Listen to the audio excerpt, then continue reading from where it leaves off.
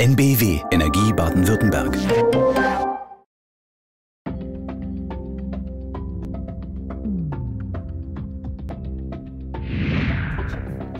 Illuminating discussions, clear standpoints and groundbreaking insights into environmental protection.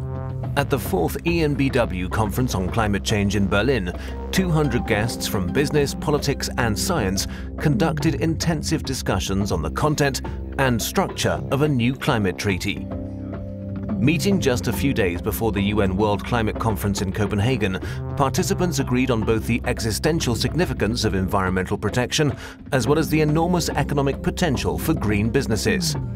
The conference was opened by EnBW chairman Hans-Peter Phillis, who called for a forceful, ambitious and legally binding world climate treaty that embraces all sectors. If these 2-degree goals only exist on paper, they serve no purpose at all. They must be implemented with vigor and consistency. That's also a key requirement of fairness in international competition. When it comes to environmental protection, the same conditions must be in place in the most important economic areas. That means for me as well. And there must be effective sanction mechanisms in place when someone commits a foul, when he doesn't abide by the rules. Dr. Bernhard Heitzer, Undersecretary in the Federal Ministry of Economics and Technology, stressed that a globally coordinated environmental protection program could provide the competitive impulse for new technologies, though not just in pursuit of quantitative development targets. Especially in the case of electricity, we must pay much more attention to achieving a more pronounced qualitative expansion in the interests of renewable energies. That requires the expansion of electricity grids, but also the optimization of power supply systems through enhanced grid integration. The Environment Minister of Baden-Württemberg, Tanja Göner, outlined the most important approaches for a global reduction in CO2 emissions. The 3 E's mean save energy, use energy efficiently, and utilize renewable energies. And I think it's important not to just focus on one of the 3, but that all 3 aspects are always addressed together, because this is essential. We will only progress with climate protection if we consider the problem in its entirety, and we will only succeed in one area in particular, that through technological development we can also attain economic growth through climate protection. The minister went on to say that nuclear energy could serve as a key interim technology in the development of renewable energy sources. She urged swift discussions on an extension of the operating lifespan of German nuclear power plants. The director of the Potsdam Institute for Climate Impact Research, Hans-Joachim Schellenhuber, pointed out that if the world is going to be able to manage the consequences of climate change, it will have to get by with a limited CO2 emissions budget. Rapid action is now inevitable, he says, as with every year that passes without emissions reaching their peak, reductions must be subjected to more drastic cuts. If we reached the peak of global emissions the year after next in 2011, then we would have to follow this green line. In other words, until the year 2050, we would still be at around 5 billion tons. But if this occurs at a more realistic rate, and we take a step forwards in Copenhagen and hammer out agreements into a protocol that is binding under international law, then we'll probably reach the emissions peak in 2020.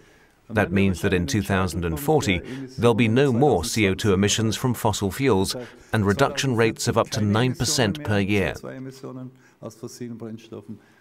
This is the project of the modern age, if you will. It's top of the agenda. The subsequent panel discussion on international environment policy illuminated the differing standpoints of industrialized nations, emerging economies and developing countries. The Angolan ambassador, Alberto Ribeiro, stressed that the countries least responsible for climate change are the ones to suffer the most as a consequence of it. He said industrialized nations should therefore contribute to sustainable development in these countries in the form of financial and technological aid. The attitude of the US is crucial to the success of a climate treaty. It's doubtful whether we'll see a CO2 reductions target from the US in Copenhagen. It's probably still too early, because any such law would have to be put up for debate in the US Congress, and that will probably take some months.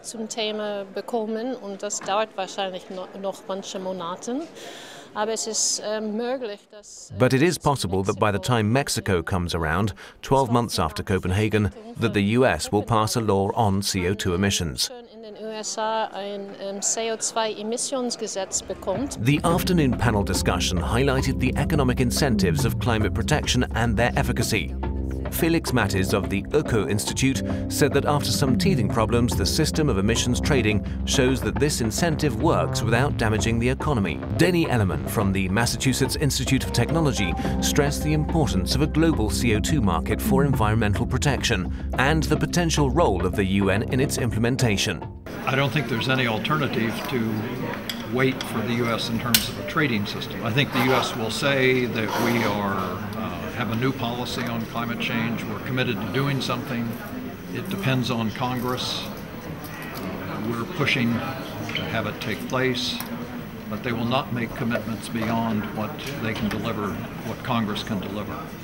The Congress drew to a close with an evening reception in a converted former armed forces bakery in downtown Berlin, as well as further discussions on the continuation of climate negotiations. Delegates agreed that Copenhagen would be just one important step, that others must follow, and that everyone must play their part in the process.